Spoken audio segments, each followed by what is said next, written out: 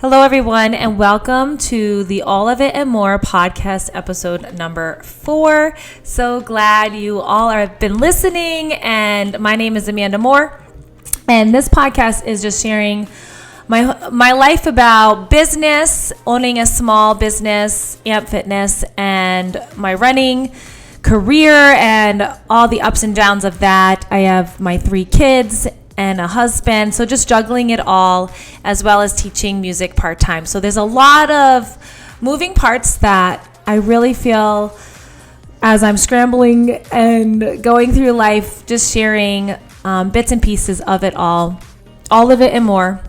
That's why this has been birthed.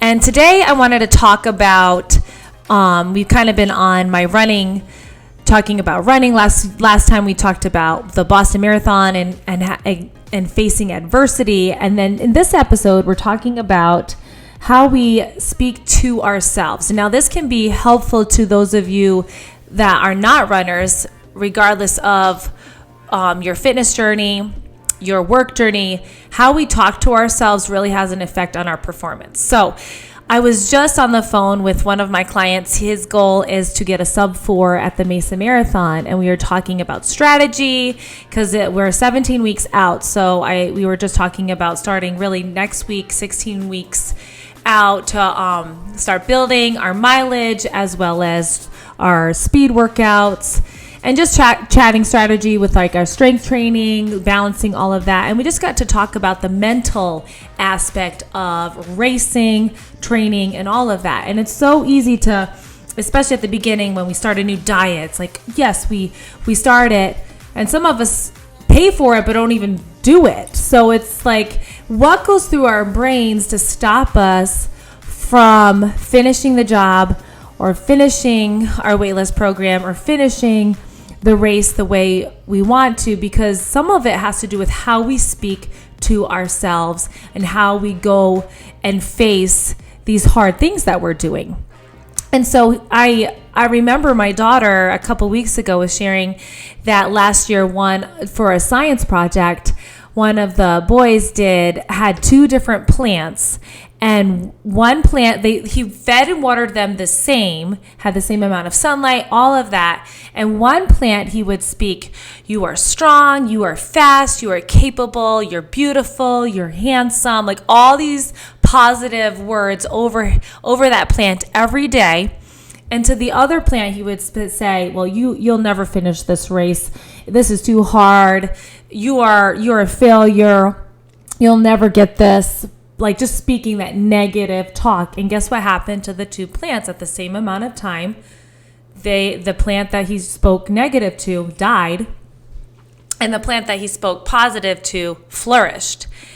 And that just goes to show, if we are speaking to ourselves that negative, that feedback to ourselves, whether it's at a track workout, "Oh, this looks way too hard. I can never do this.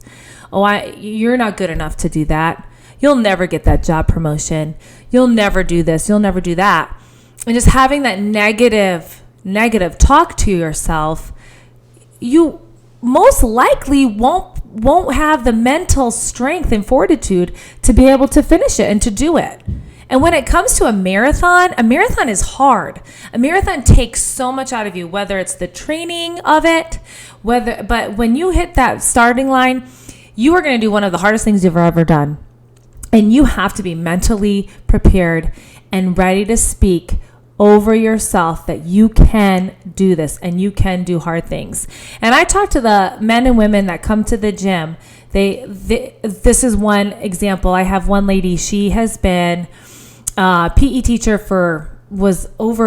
maybe 40 years, and her husband, he passed away right before we moved here, but his name is actually on the billboard, I guess you would call it, at the football stadium where Grayson plays football. And so he has had his legacy.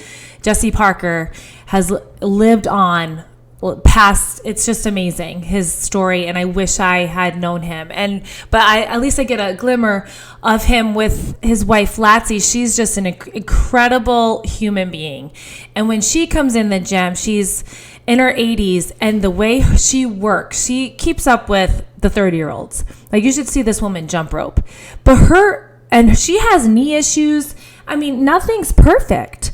And as you age, as all of us age, like, we're not given a perfect body that's going to always feel great, but she still shows up. And it's not just her showing up, it's the attitude that she brings and the positivity. So when someone is saying, I remember her saying, no, you said I can't. It's actually happened today.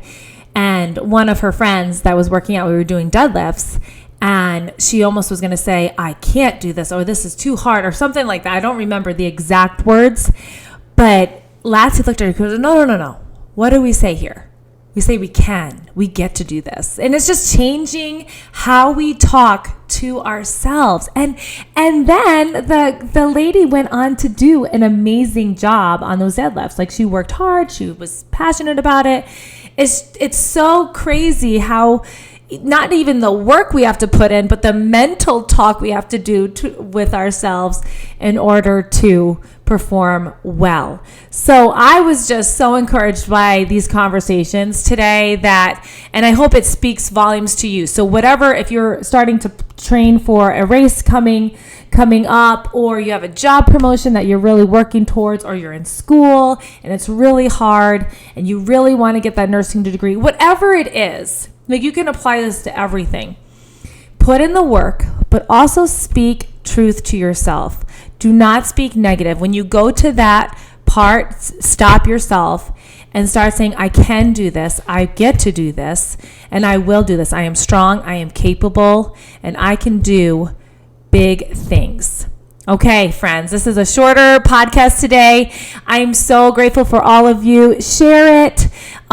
Share with your friends. I'd love to hear some feedback on how you all are liking it. It's just a chance to share my heart and what's going on. So again, speak truth to yourself, be positive, and have an amazing rest of your day. Bye, friends.